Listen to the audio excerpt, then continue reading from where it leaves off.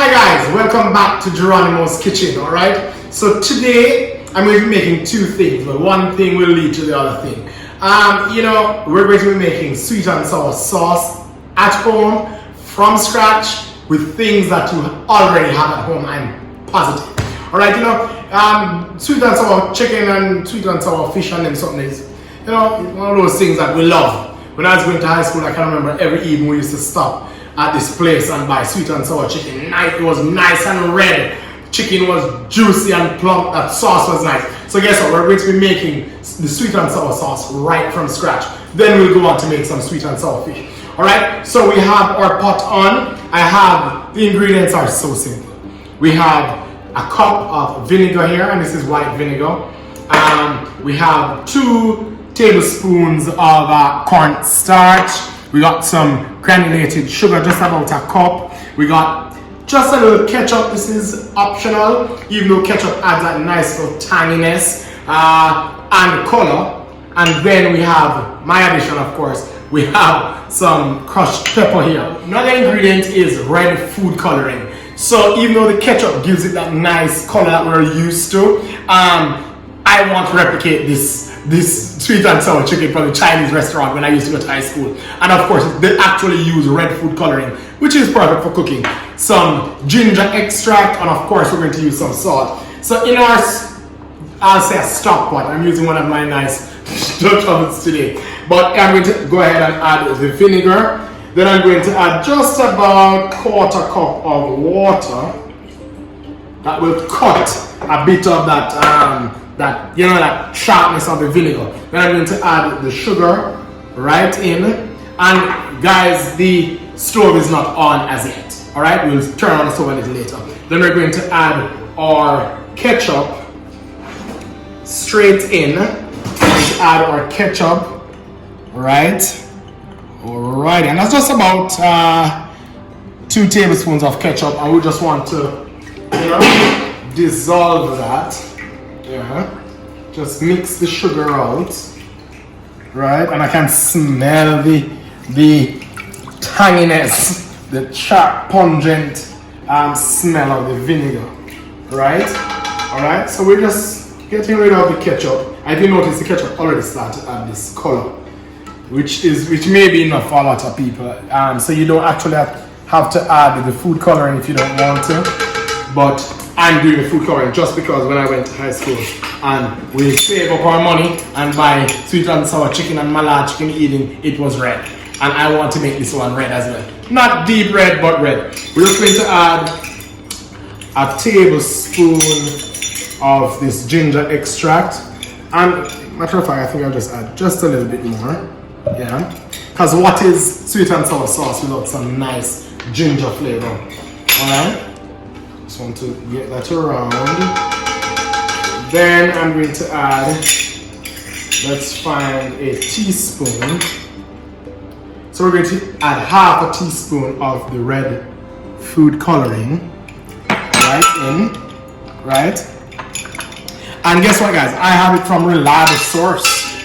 Very, very reliable sources that the red food coloring is actually what they use in the Chinese restaurant. So guess what? We are doing it. Alright, so you see that nice light red color.